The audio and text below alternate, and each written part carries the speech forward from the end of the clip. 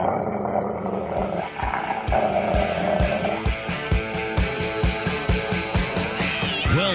author, investment banker, consumer advocate, analyst, trader.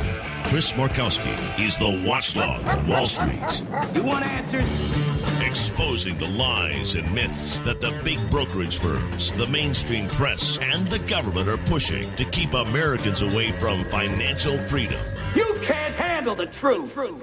Bringing America the truth about what really happens in the financial world. Ladies and gentlemen, we're not here to indulge in fantasy, but in political and economic reality. This is the Watchdog on Wall Street. Yes, it is. Welcome, everyone. Wow.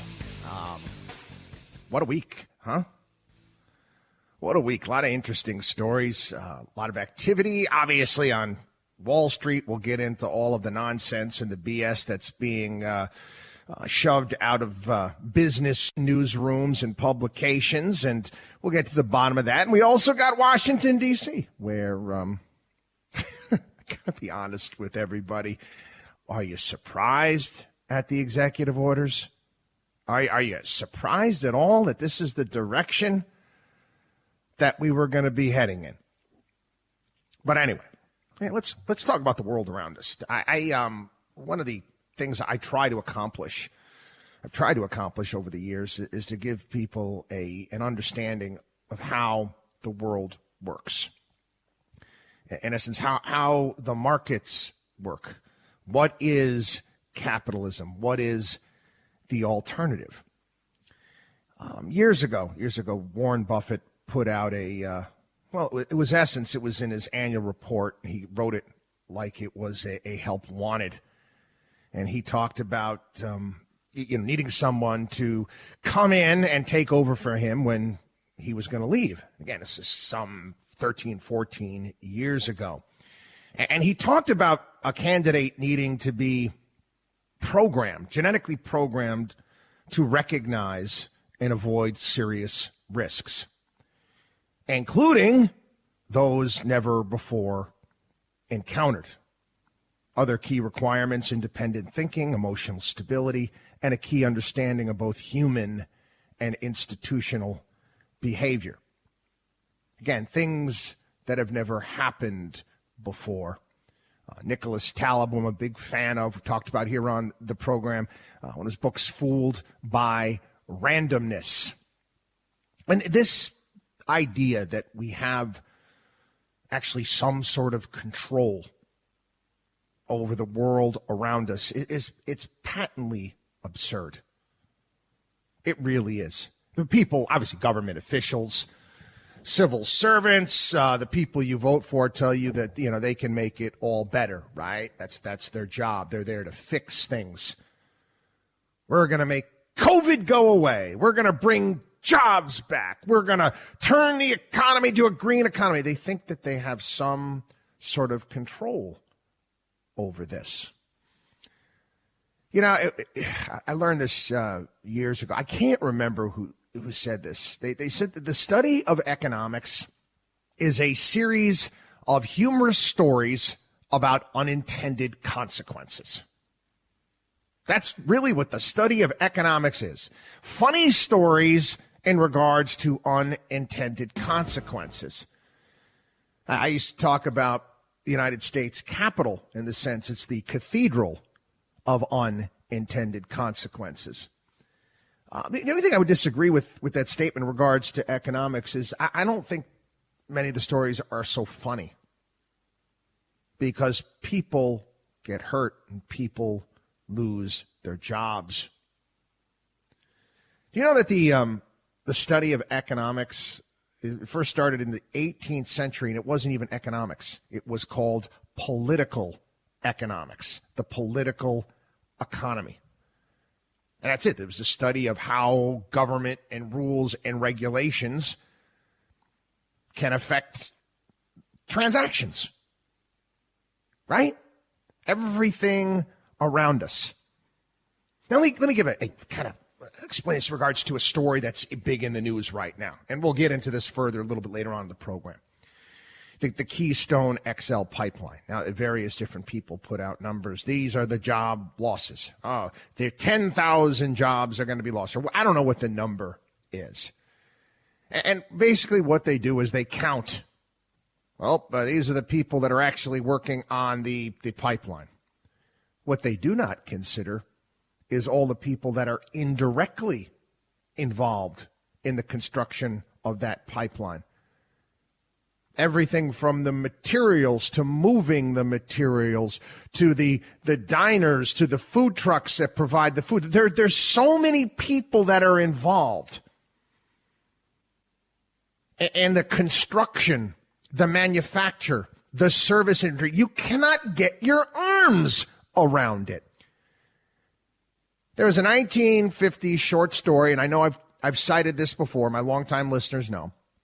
A story called I, Pencil. And basically, it's about the manufacturer, how the CEO of a pencil company has no concept, no idea the amount of people that are involved in the manufacture of a single pencil. The idea that we can have some sort of central planner that can make the economy, what does it mean? Make it all work. It is so absurd. It really is. There was a great South Park episode going back during the financial crisis where the creators of South Park basically made the economy almost like a religion. And people they disrespected the economy, and that's why things were bad. That's why we're having a financial crisis. Again, I said, take a look outside your window. Take a look outside your window. Driving in a car, just think about the complexity of everything around you, Mother Nature, and how complex it all is.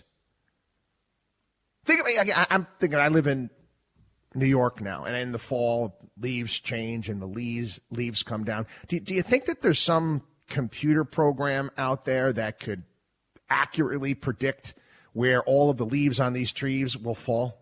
No. Just as much as there's no supercomputer, there's no central planner that can pick and choose winners and losers. They can go ahead and they can do it, but it causes a disconnect in the world around us. You understand? Think about things for a second. You ever think about, the fact that the more that you know, the less that you do know? Does that make any sense? You ever think about that concept? I'm trying to get this across to you. Yeah, many of us, will get on an airplane, right? We'll get on an airplane. I have a rough knowledge of how turbine engines work. I can't fly a plane. I can't manufacture a plane, but I can ride on one. The more that we know as a society, the less that we do know. It's fascinating if you actually think about it.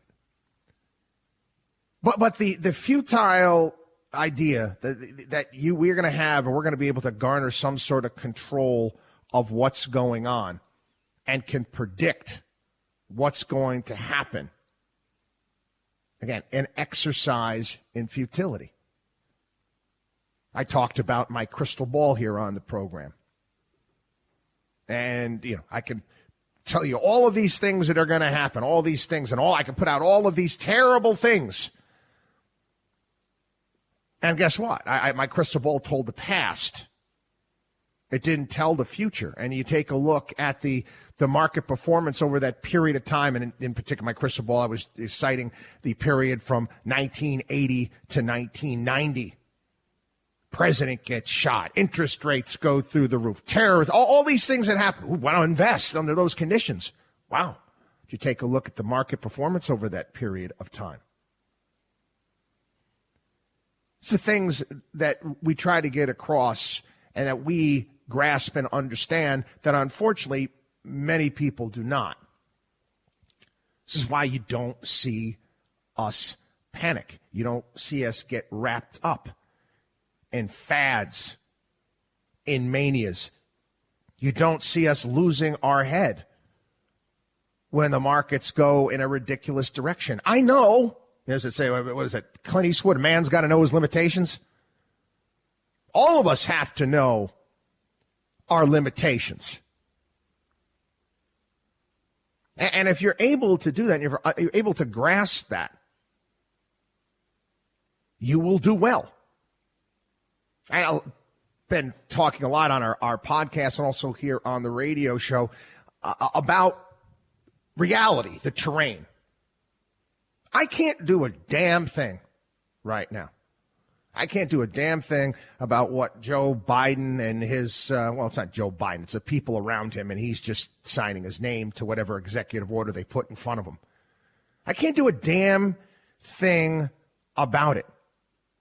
I can prepare for it, and that's the key, which we have done. I understand what's happened in the past. I know what I'm going to be dealing with for the most part moving forward.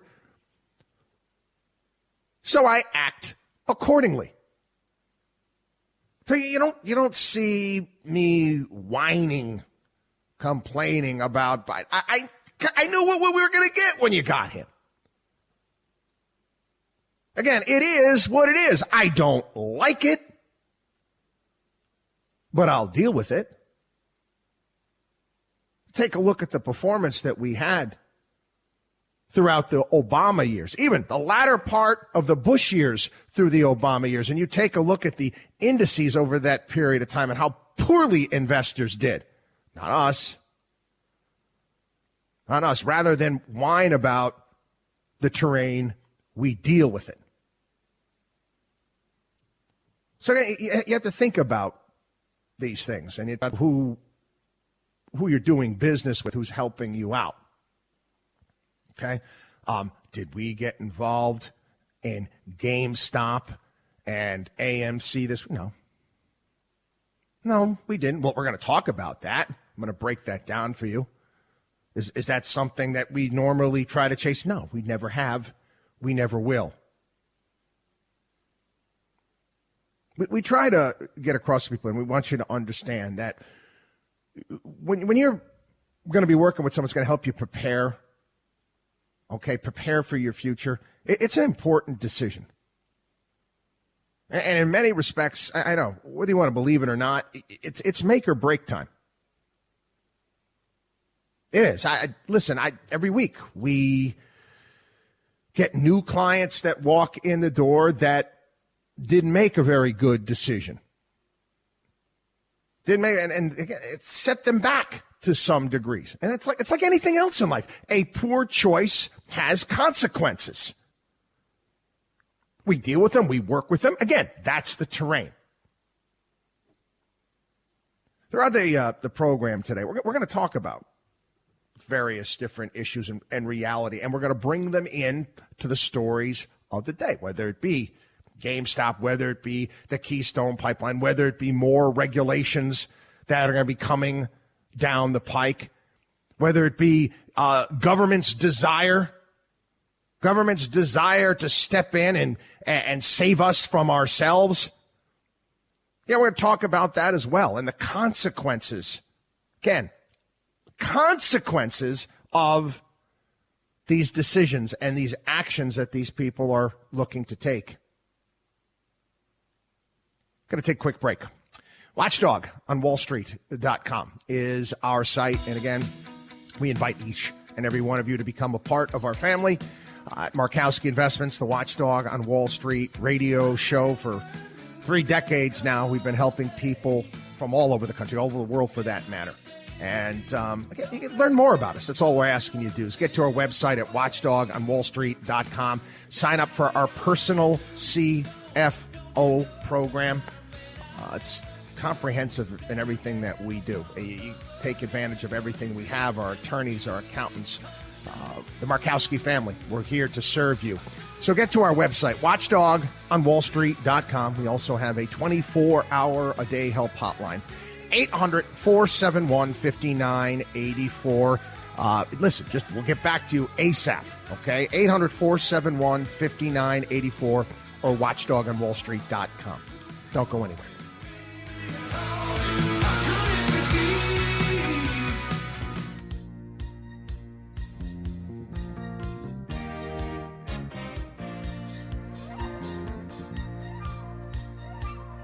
This is the Watchdog on Wall Street.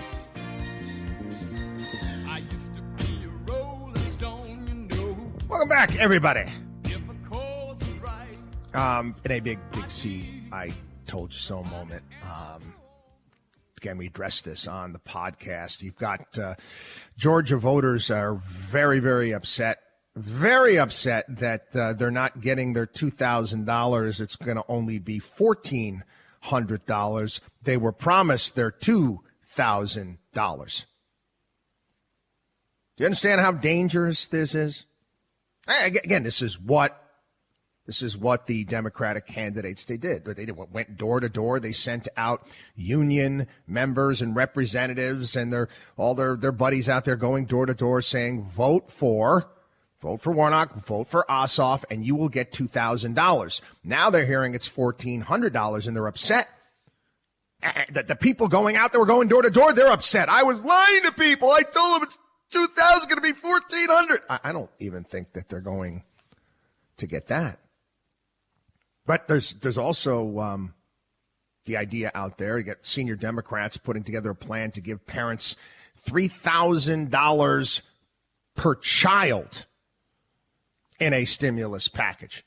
And we've had what was it, Marco Rubio and Mike Lee push for tax credits for families to extend them and give more money to families with kids. I'm scratching my head with this. I'm saying to myself, we want to encourage people to have kids that they can't afford. Is that a good idea? I don't think so. But again, we live in a day and age right now where I guess there's some sort of magical tree. Magical money tree somewhere where it will just never end. The money just keeps flowing. It just keeps on. Just keep printing. It doesn't matter. Don't worry. We had Jay Powell this past week. I'm listening to him. Fed comes out. No, we're not going to be raising interest rates moving forward. Our focus right now is getting back to full employment, and he had the nerve again to come out and say that there's really no meaningful inflation out there. And I'm so sick and tired of these people telling this. By what metric are you telling us that there's no inflation out there? You ask anybody, anyone, if the prices of things that they buy on an everyday basis are going up, they're going to tell you yes. Outside of televisions, maybe laptops and certain PCs, not Apple stuff. Outside of that, everything is going up. Building materials have gone through the roof. The cost of food continues to go up. Yet we're told that there's no inflation out there. Okay, this is something you need to take into consideration when you're prepping for life, that you're going to be lied to by the people in charge, and you have to be ready for it. Inflation is nothing more than a tax, if you want to think about it that way.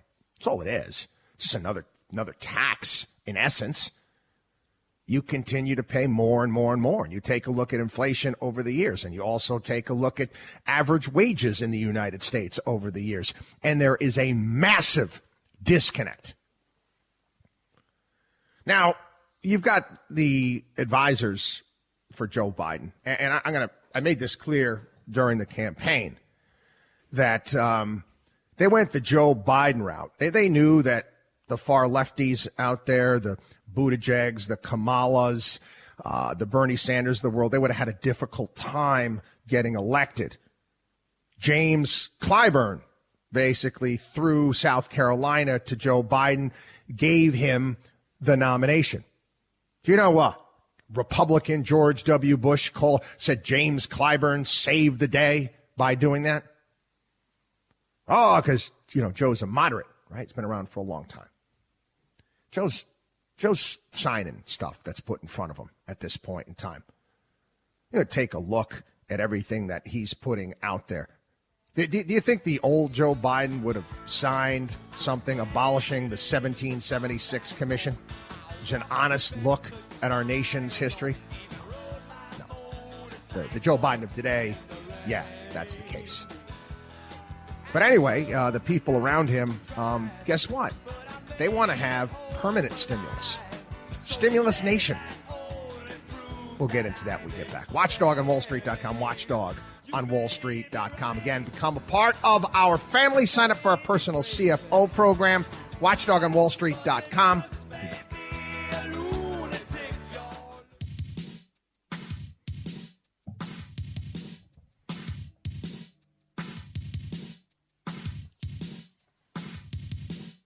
The only man who is taking on the Wall Street establishment. You're listening to the Watchdog on Wall Street with Chris Markowski.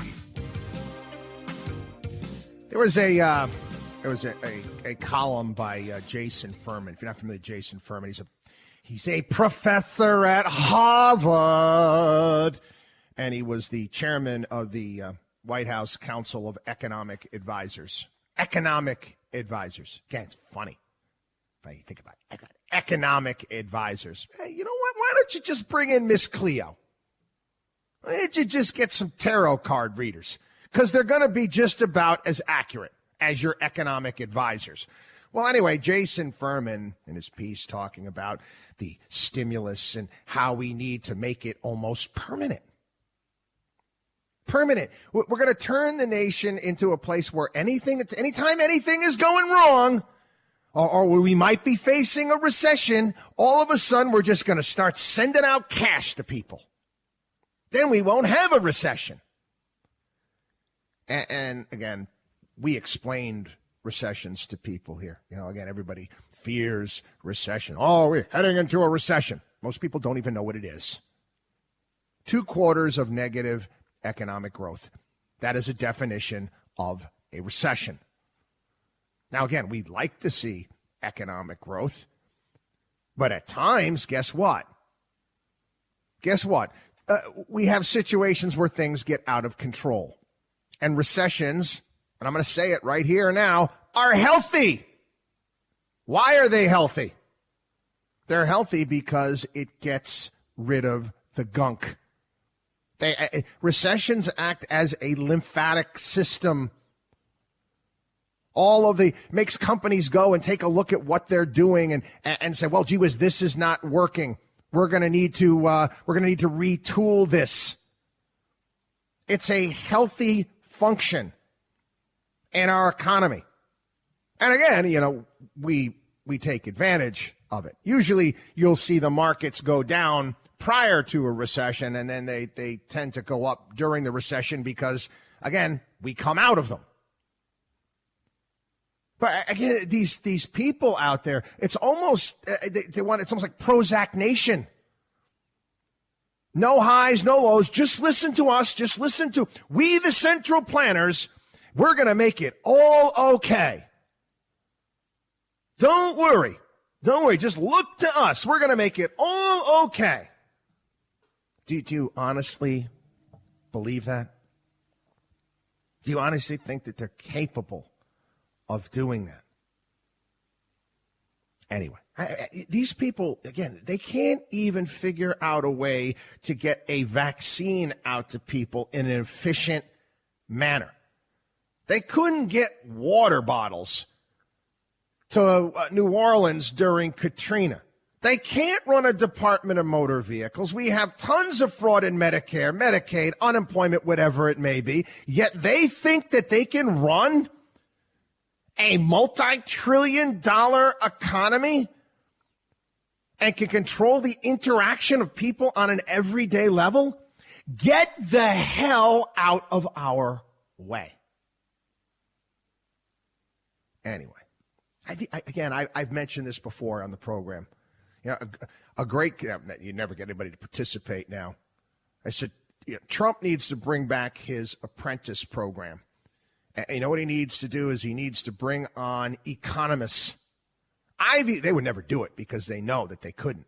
Bring on Ivy League economists and politicians and give them seed money and say, start a business and see who could make it. See who could start a successful business with all of these economists and wizards of smart out there. Anyway, we got to get into one of the big market stories of the day. We got to talk about the short squeeze and GameStop and AMC and hedge funds and all that good stuff. But you know what? Before we get it, let's take a quick break right here. It's a lot we've got to go over. I think it's a good time to do it. We'll get into that when we get back. I do want to remind everybody again, take advantage of all the great stuff that we have at our website at watchdogonwallstreet.com. In particular, our personal CFO program, but also all of my columns are there. You can sign up for my podcast, newsletter, all sorts of great stuff. watchdogonwallstreet.com, or you can give us a call, 800-471-5984. That number again, 800-471-5984. I just saw her, asked her to stay. Do you know what?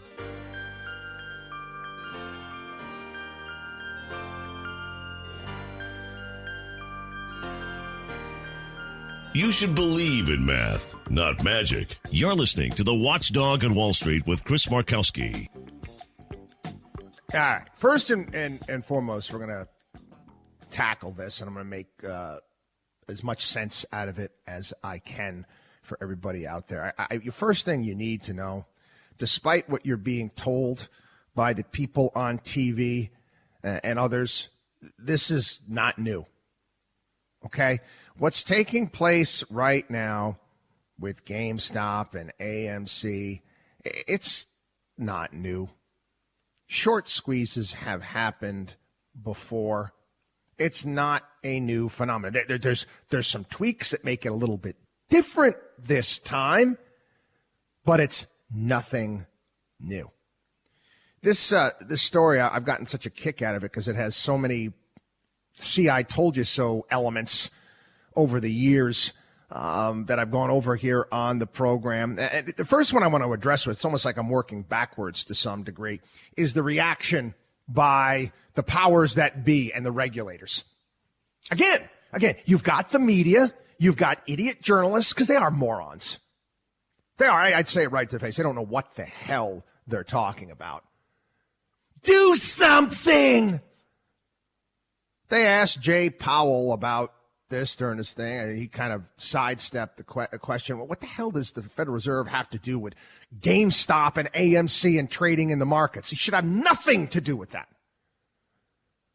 Oh, yeah. They asked Psaki, the new press secretary, and we have Janet Yellen and top men. We got top men working on it right now. Isn't it funny? A great scene. And the end of Raiders of the Lost Ark there when they Indiana Jones said, well, what are you doing with this thing? And the government guys like, we got top men working on it right now. Top men! And it rolls away into a warehouse. Oh, I'm sure they got an exploratory committee. How about that? Yeah, we're looking into it. Then you get the, Galvin there out of Massachusetts, the regulator there. Oh, my God! His underwear is in a bunch. He's doing interviews. His hair's messed up. Doesn't know how to handle this. And I got to do something. I got an idea. How about you do nothing?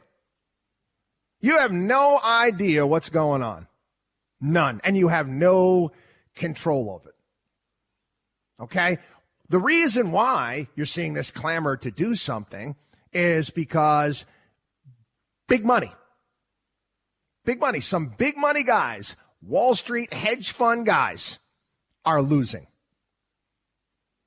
Now, I made this perfectly clear years ago to everyone about regulators. They don't give a damn about you. They don't give a damn about you. Oh, sure. They'll collect their fines after people have lost a fortune.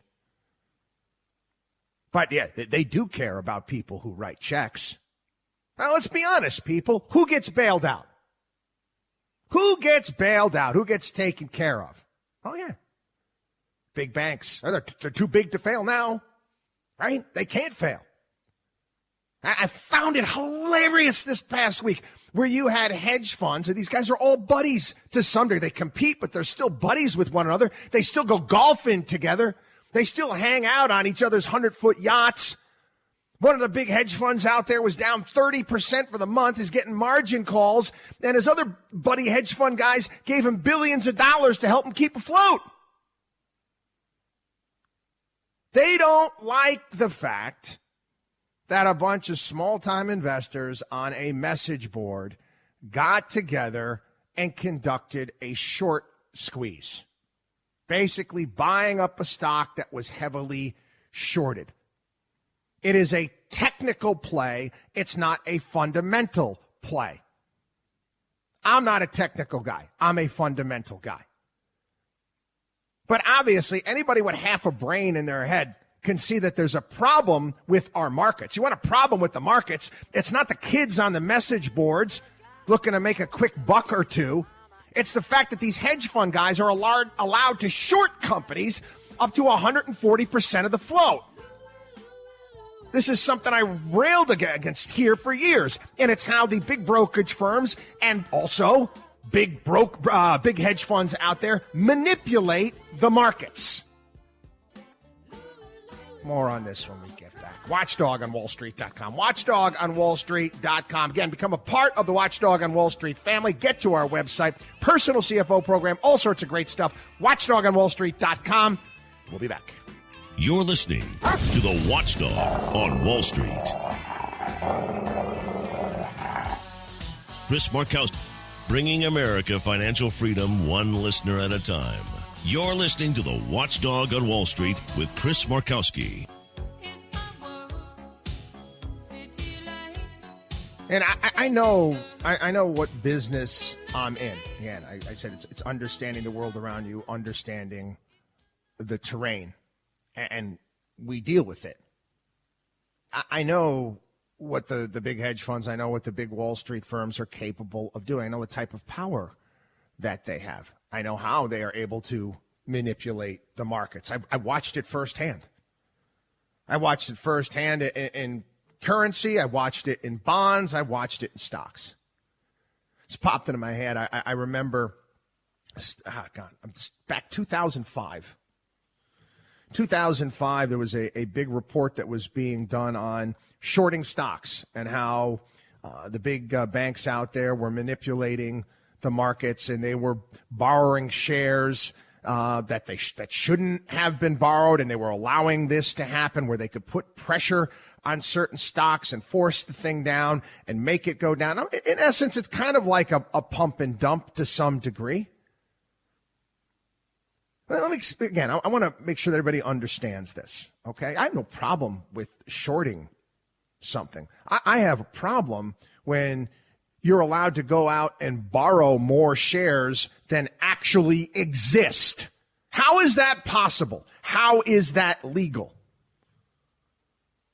Now, a bunch of people on a message board figured it out and put pressure, causing massive losses for some major Wall Street players. And what is the first thing that CNBC, the other business stations, the major business publications do? They run to the defense of the hedge funds and the big Wall Street players. Did you see what happened this past week? They actually shut down the message board for a period of time. Shut it down. You can't do that. You can't manipulate the markets like we do. This is stuff that they've been doing every single day. We see it when the markets get extraordinarily volatile and all the high-frequency trades come in, right? And we see markets move and these parabolic moves in such a short period of time. And we say to ourselves, how's that possible? It's not. It's computerized. And again, it's okay for them to do it, right? But nobody else. And then you get these statements by regulators and top men, government officials, and big-time business journalists. These people, they're buying these stocks and they're not focusing on the fundamentals. What do you think most of the trading that takes place on any given day. Do you think the computer gives a damn? Gives a damn about the fundamentals? Doesn't even look at the fundamentals. Yet again, it's okay for them to do it. But then, you get a bunch of kids on a website, they figure it out, making a couple bucks, they can't. So what do we learn from this? What do we gather from this? First and foremost, again, I don't get involved in any of this stuff. The reality of the situation is there's going to be a ton of retail investors that are involved in this GameStop, AMC, BlackBerry, Nokia, all these things that are going to get crushed. It's not a matter of if, it's a matter of when. They're going to get crushed. The bottom is going to fall out. Over the years, we've been pretty astute at calling out companies that we feel are overvalued. Major ones, big stories. We were one of the first ones to warn everybody about Enron and how we didn't get it, didn't understand it. It didn't make any sense. When I said that, it was in 1999, and guess what? The company continued to go up for a year. So if I went out there and I started shorting the stock, knowing that it was, something was wrong with it, I would have to constantly meet margin calls, and I'd be dealing with all sorts of issues. I don't do that. That's not what we do. But guess what happened to Enron? And we all know. Countless other times over the years.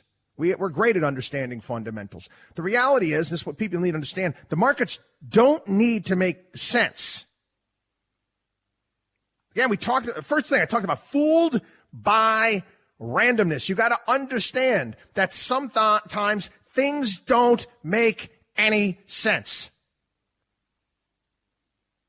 It was Bob Uecker's birthday. I'll give you another example. Bob Uecker. I remember the Miller Lite commercials, longtime Milwaukee Brewers play-by-play guy, and also the movies that he was in there, Major League. And he also, guess what? He played baseball. And he wasn't a star. I think his career batting average was 200. He had this funny line. He actually hit a home run off Sandy Koufax. And he said that he feared that home run off of Sandy Koufax would keep Sandy Koufax out of the Hall of Fame. So Bob Uecker is a guy, his 7-8 year career, I think only had 140 hits, got a home run off of Sandy Koufax. Who knew? Again, random, huh? How the hell did that happen?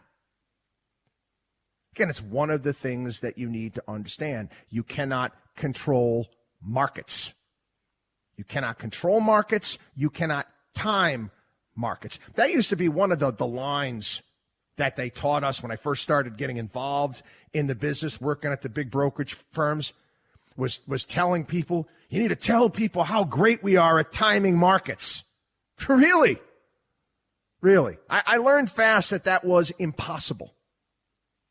Impossible. Stocks can go up on bad news. Stocks can go down on great news. What you do know over time is that fundamentals matter. They matter.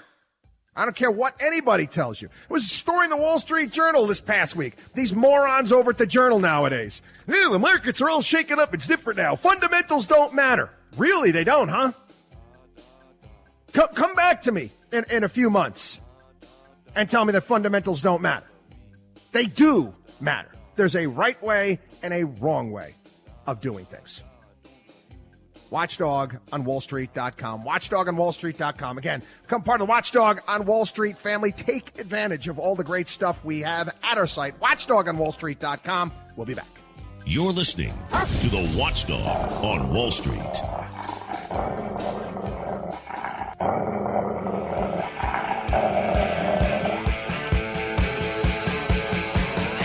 Well-known author, investment banker, consumer advocate, analyst, trader.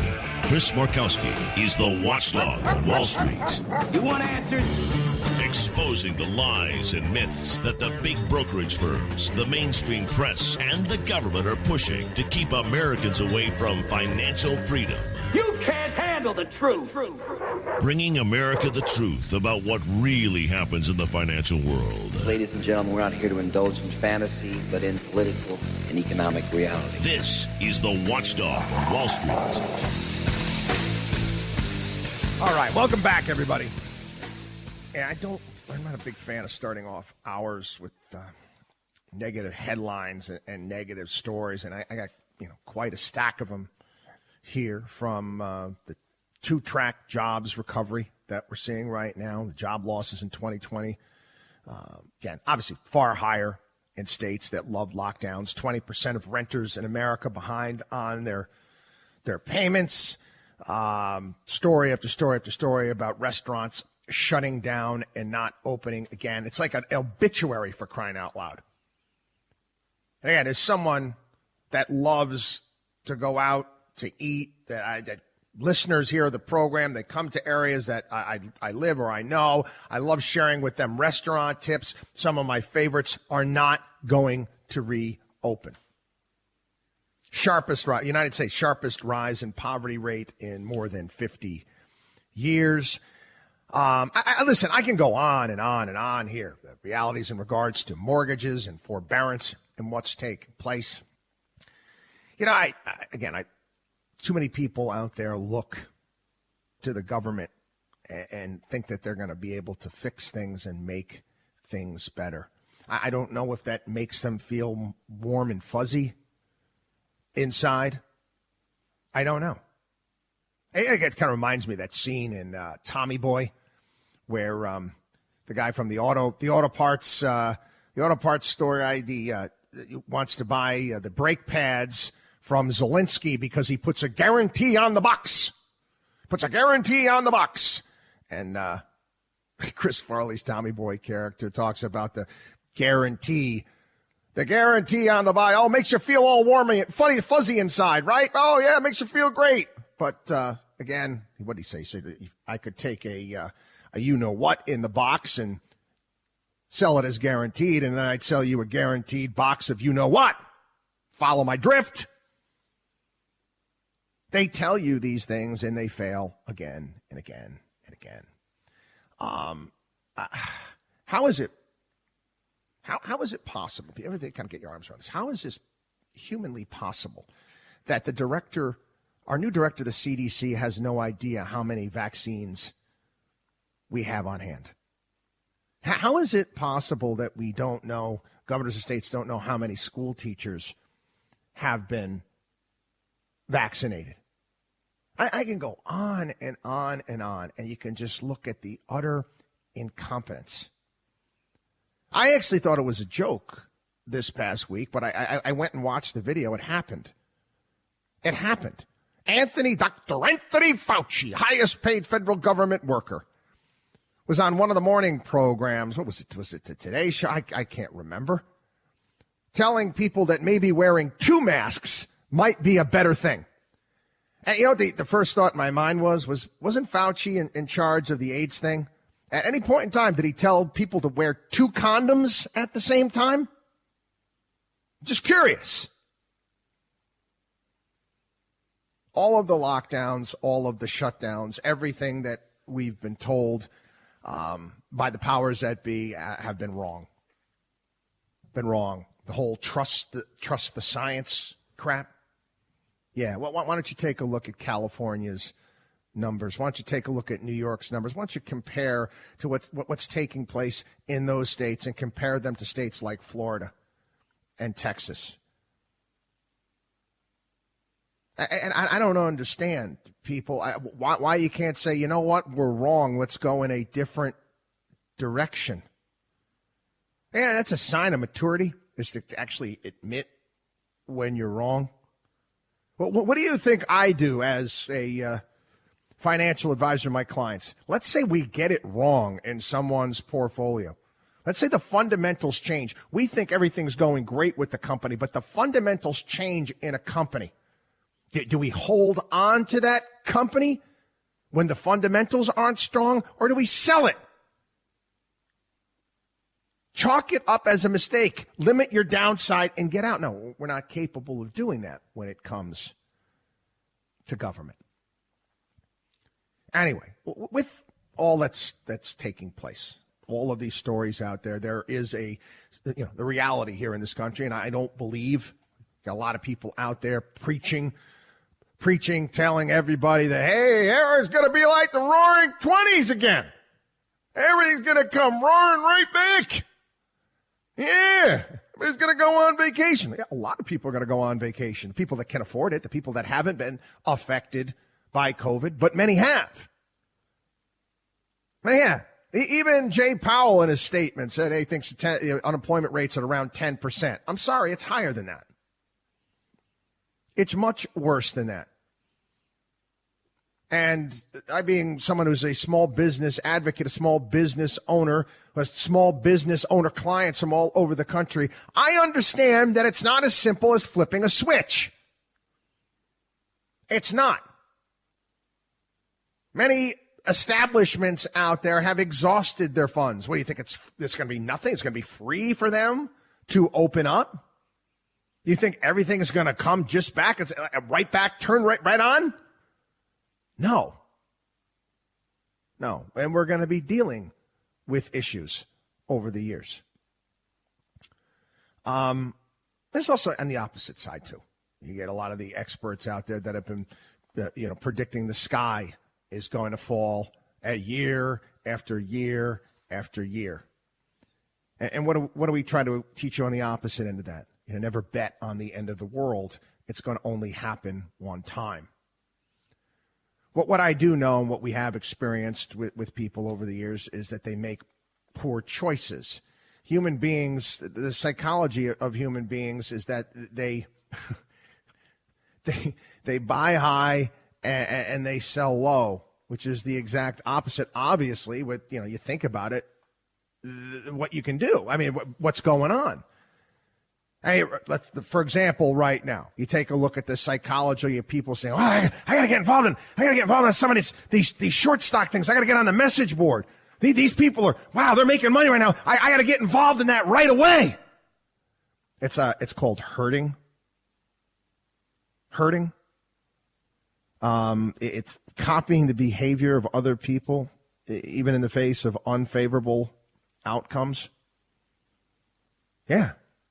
People make bad mistakes. And I took a look. I was looking at some of the numbers at how well investors perform over the years in comparison to the actual markets. And the underperformance is extraordinary. And I'm just taking the index. Take the S&P 500. S&P 500 over a 30-year period of time where the S&P 500 may have shown 11, 12%. The underperformance by investors is extraordinary. The average investor would only see 3. How is that? Why is that, do you think? Why do you think that is? Oh, well, I talk about it every year. It happens at the beginning of the year. Hot stock funds for 2021. And who was the top performers over the past 3 months? Who gives a damn? Who gives a damn? It's who are the top performers over the past several decades is what matters. You can look at this in basically anything in life, if you really want to think about it. I talked about this in terms of books. Now, I love the classics. You might want to take a look at books that, guess what, stand the test of time. How about that? The bestsellers of today might not be the bestsellers 20, 30 years from now, but there's consistently certain books that people will continue to read, and there's a reason for that. Also, look at restaurants. What's the hot new restaurant in town? I'm going to a city I've never been to before, and I'm getting advice in regards to, what are the top restaurant? What is the top restaurant in town? Well, this is the new hot restaurant in town. No. I don't want to know the new hot restaurant in town. I want to know the great restaurant that's been doing it for a long time. There's a reason why they're still around. There's going to be people that are going to come. There's going to be wizards of smart that come on TV. They're going to give you some sort of shortcut. give you some sort of shortcut telling you that they've got some new way. How many of these things have I seen over the years throughout my career? How many times? New paradigm, new economy. Oh, this is the way you do it in real estate. We've got some algorithm. We've got some hedge fund. The reality of the situation is that everything in life that has meaning, value, and worth involves work, time, and effort. Just that simple. And again, my portfolio that I have, if I look at my portfolio maybe twice over the course of the year, it'd be a lot. I'm prepared. I know what I'm doing. And guess what? If a major market sell-off occurs like it did back in March, am I going to look at my portfolio that month? No. I may rotate some of that cash position. Well, no, I will rotate some of that cash into things that have been beaten down, taking advantage of the dip. You don't. I'm not saying set it and forget it by any stretch of the imagination. You have to obviously constantly trim positions little by little. And obviously I've set up ways that I do that automatically so I don't have to look at it. And everybody's situation is unique and different. But beware of all these people out there that are trying to tell you that there's some new way, some better way. What has always worked? What has always worked? That's what we go with. Yeah, I believe that there are certain, laws of the universe that are always applicable. You might be able to fool them for, a certain point in time. Like I say, you'll see run-ups in companies doesn't make any sense whatsoever. Any sense whatsoever. But again, it will correct. Get your house in order when it comes to this stuff. And again, look at not so much financial planning, look at it as more of a process. Look at it as preparation. That as training to some degree. I guess this might be another way you might want to look at it. Expect the unexpected because it's going to occur. And again, when it does, you deal with it. Again, I invite each and every one of you to get to our website, watchdogonwallstreet.com, and sign up for our personal CFO program. We've got all sorts of great stuff there. Take advantage. My columns going back a couple decades and a half and then some, our newsletter, all sorts of great stuff, all my television appearances, watchdogonwallstreet.com. Take advantage. We also have a 24-hour day help hotline. That's 800-471-5984.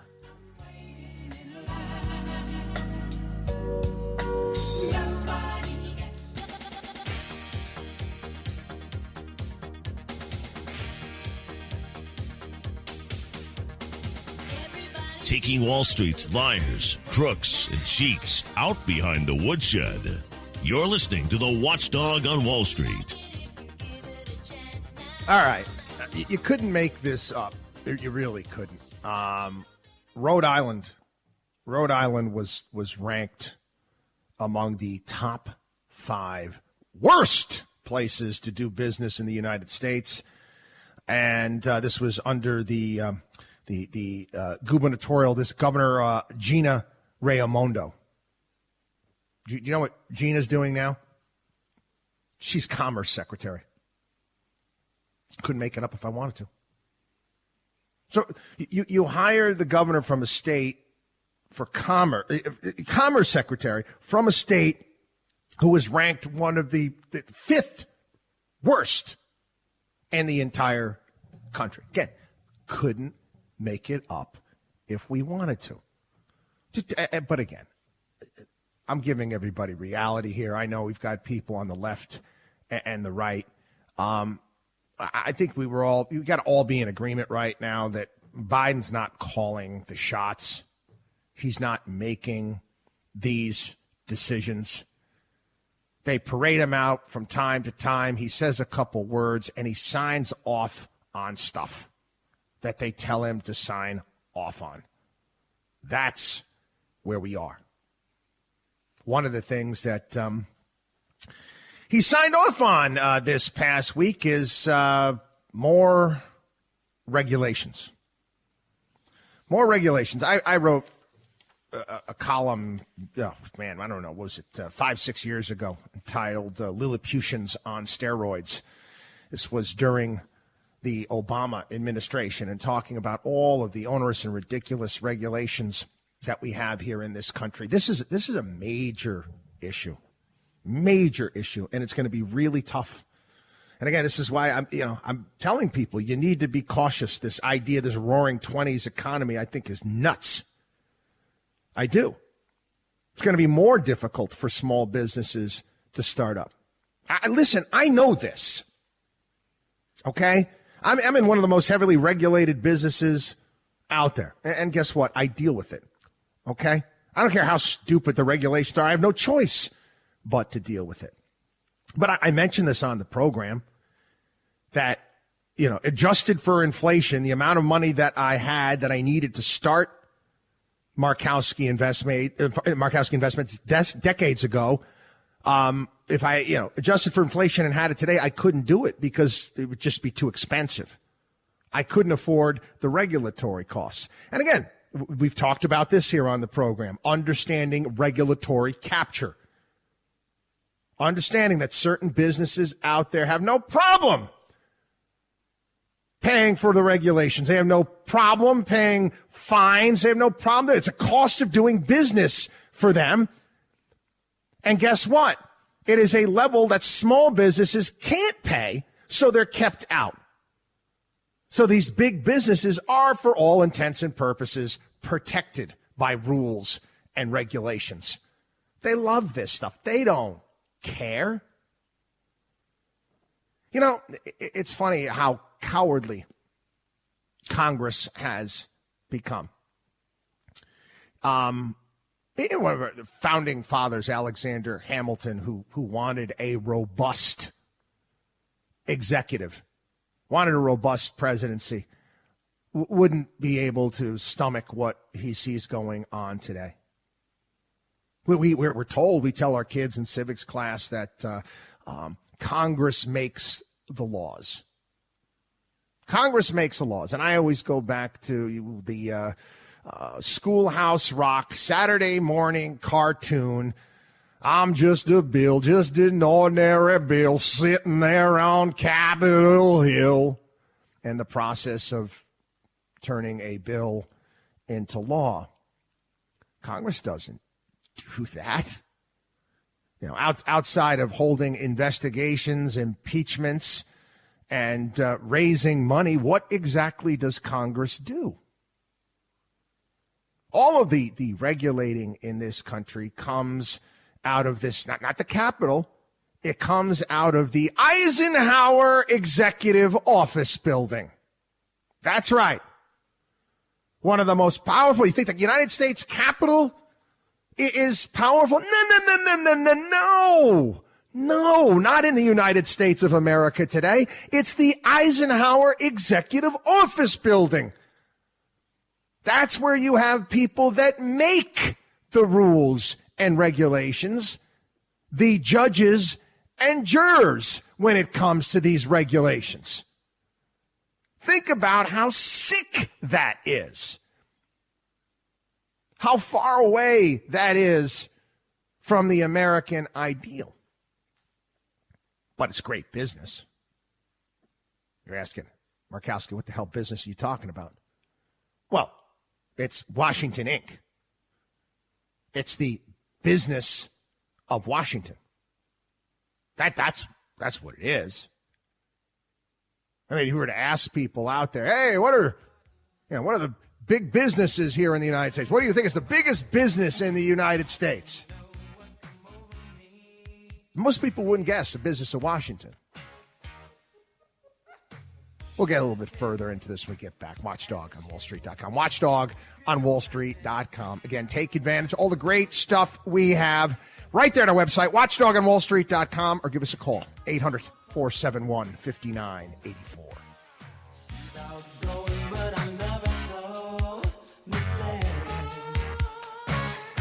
Chris Markowski is the watchdog on Wall Street.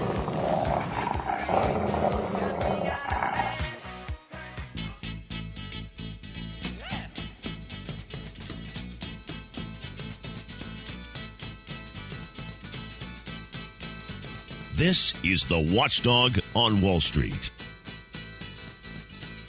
Come on, come on, come on, come on, now touch me, babe. Can't you see that Does anybody think that, if Biden was the president, I don't know, 10 years ago, 20 years ago, that he would have abolished the 1776 commission? Do you honestly think that the real Joe Biden feels that the proper study and history of how this country was founded is offensive and counterfactual? Did you? No. He's Lady Eloise now. He's just the name on the package. But anyway. Business of Washington. What do they do? What do they build? What do they create in Washington? Regulations, rules, laws, taxes, you name it. And everybody is involved with this business. It's big business. You write rules and regulations, certain things in gray areas, and you have the attorneys that fight for the corporations, and the money gets swished around. And this is why 7 out of the 10 wealthiest zip codes in the country surround Washington, D.C. It's pathetic and sad. It's a disgrace. And make no bones about it, the founders of this country would think it was a huge disgrace. This is not who we're supposed to be. Maybe if Congress didn't spend 80% of their time raising money, maybe doing their job, things would be different. But they're pushing this right now. Yeah, Chuck Schumer would be the Senate Majority Leader. He doesn't want to legislate, want to deal with any of that. He wants to hold press conferences and impeachment hearings and investigations. That's much more exciting TV. The normal business of legislating, that just makes it on C-SPAN. The other stuff, guess what? The other stuff makes the 6 o'clock news. Makes the 24-hour news stations. Anyway, I have to talk about this as well. Again, I mentioned how we, as what we do for a living, we have to deal with the terrain. We have to deal with what's out there. This is why we actively manage people's money. No, we don't trade. We're not traders, but we have to deal with what's out there.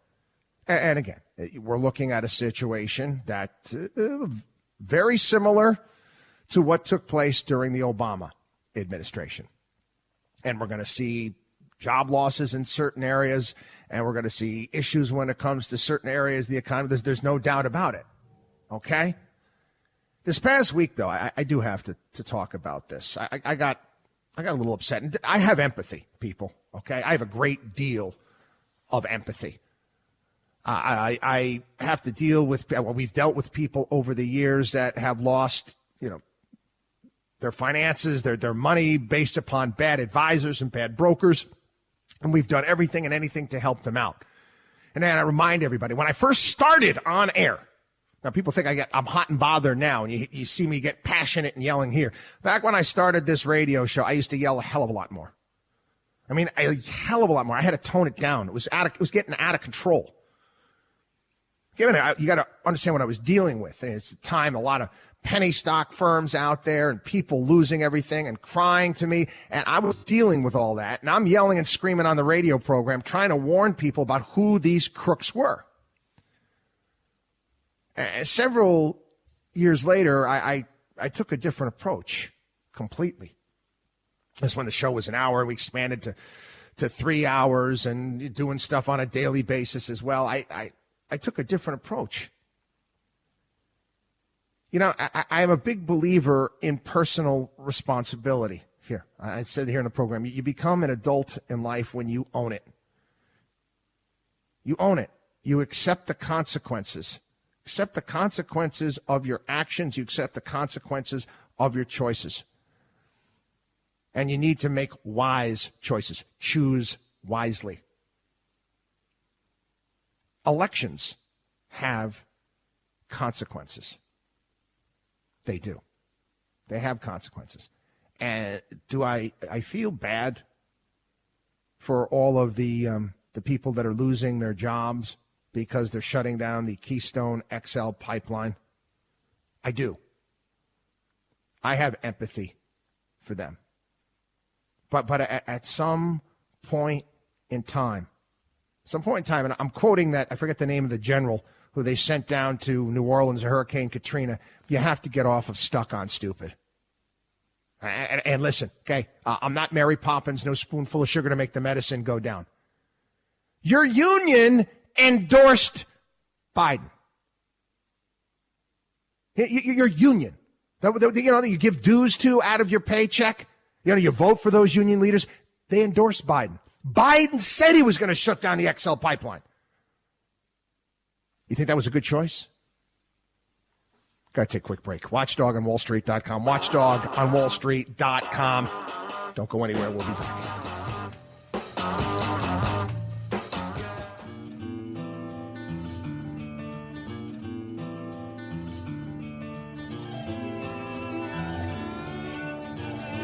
The only man who is taking on the Wall Street establishment.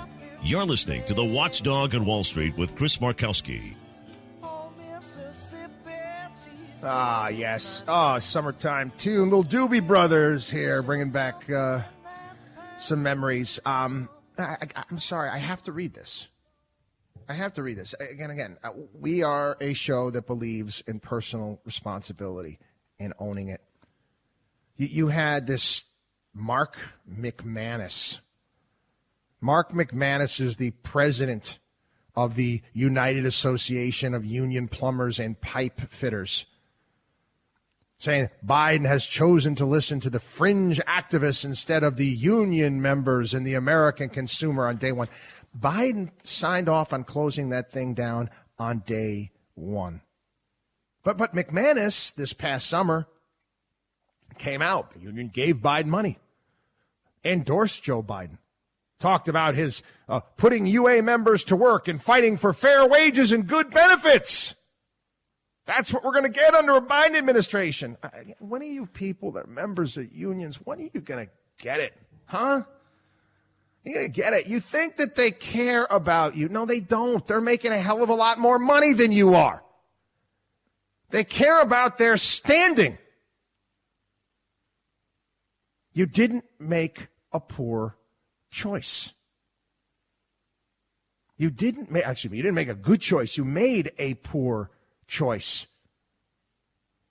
Now you got people in New Mexico bent out of shape because of the oil and gas suspension and the drilling that's going to be put to a halt. What did you think was going to happen? The state of New Mexico voted for Biden. Again, elections have consequences.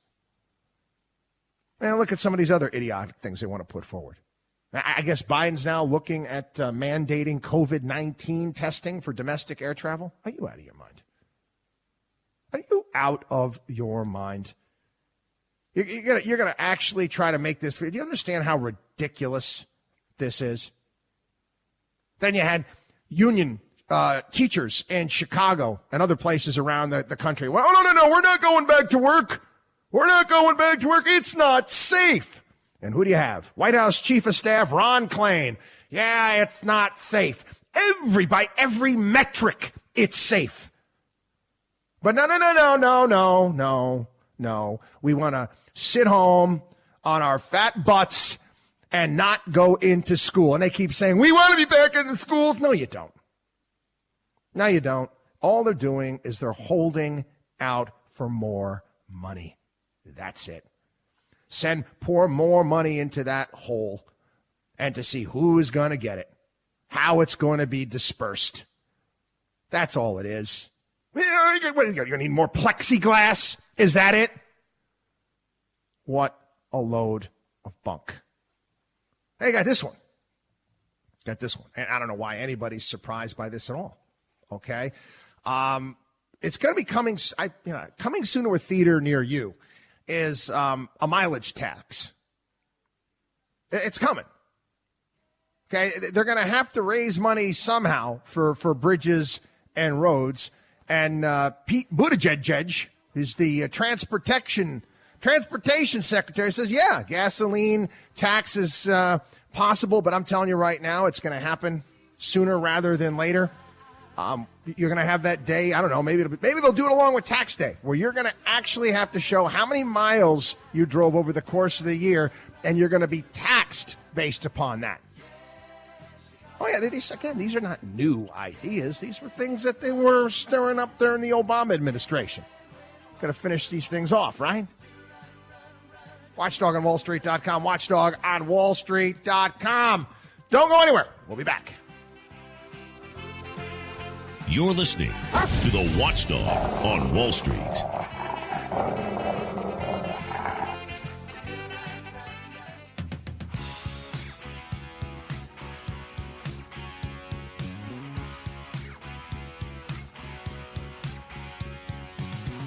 You should believe in math, not magic. You're listening to the Watchdog on Wall Street with Chris Markowski.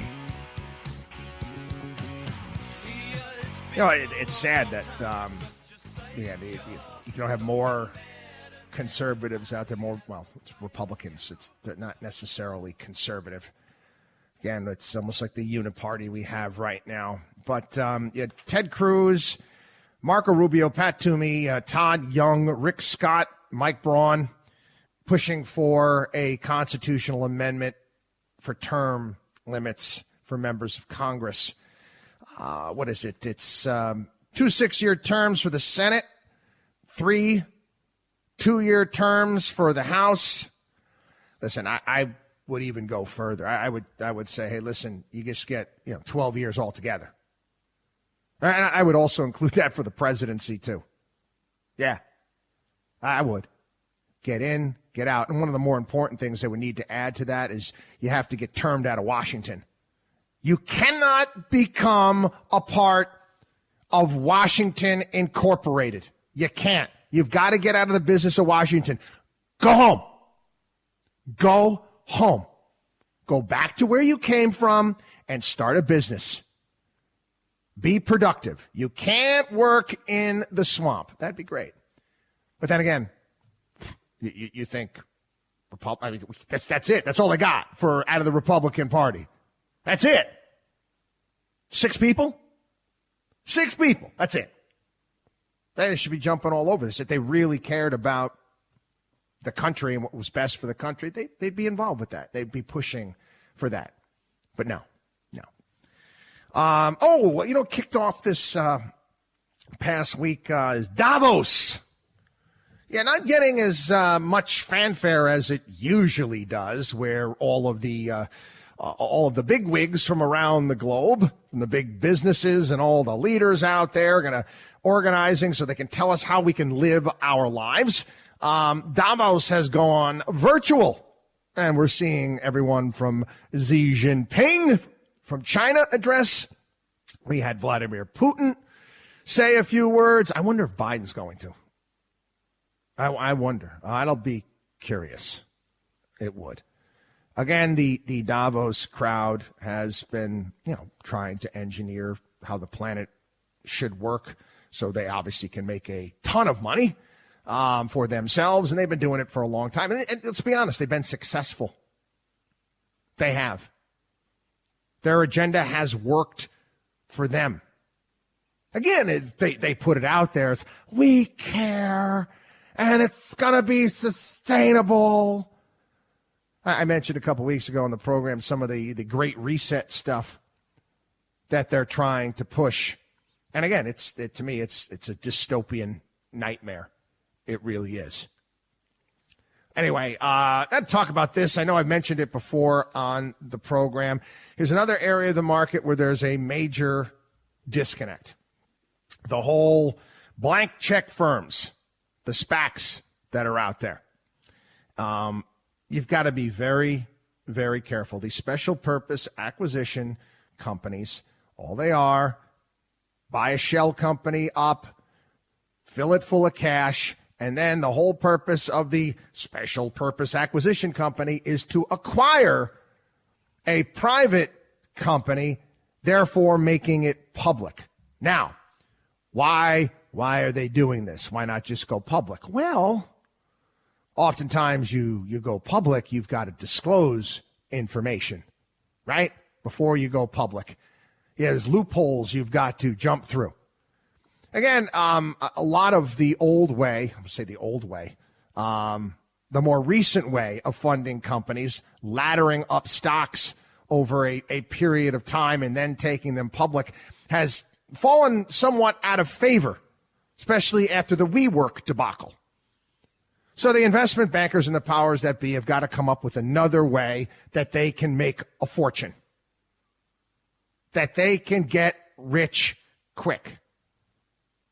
Again, I've talked about this here on the program. If you had an ethical bypass at birth, Wall Street, in many respects, is a great place for you. It is. Again, did they write the rules and regulations, and they make this stuff that most people would consider basically armed robbery, they make it legal. They make it okay. And who ends up getting caught holding the bag is the individual investor. But you don't have to. Okay? You don't have to participate in this stuff. Yet too many people do. And again, this is gonna see many of these SPACs blow up. Not a matter of if, it's just a matter of when. Talk a little bit about this too. Here's another example of just, kind of how Wall Street works and how they protect themselves. Saw the story this past week and how AT&T booked a $15.5 billion loss on its DirecTV unit. And I laugh because we made fun of this. I remember making fun of AT&T here on the program when they bought DirecTV. I said, they kidding me? This is one of the dumbest buys ever. And I've seen a lot of dumb buys. I remember making fun of AOL Time Warner. Oh, my God. What a disaster. How is it that all these people that are supposed to be so much smarter and brighter than all of us, how do they make mistakes like this? Stuff that's pretty obvious to anybody with half a brain. Again, what's their downside? Downside? People in AT&T that were involved in buying the. Oh no, listen. They probably made good friends with some of the investment bankers behind the deal. Got to use their corporate jet or their boat, whatever it may be. The deal doesn't work out. So be it. Stock will take a hit for a period of time. Shareholders get hit, but guess what? I'm still a millionaire 100 times over. That's not, my friends. That's not capitalism. Do you understand? It's not how it's supposed to work. Hey, but again, like we say all the time here on the program, it is what it is. Watchdog on WallStreet.com. Watchdog on WallStreet.com. Our personal CFO program. Take advantage of all the great stuff that we have at our site. Watchdog on WallStreet.com or give us a call. 800-471-5984. Chris Markowski is the watchdog on Wall Street.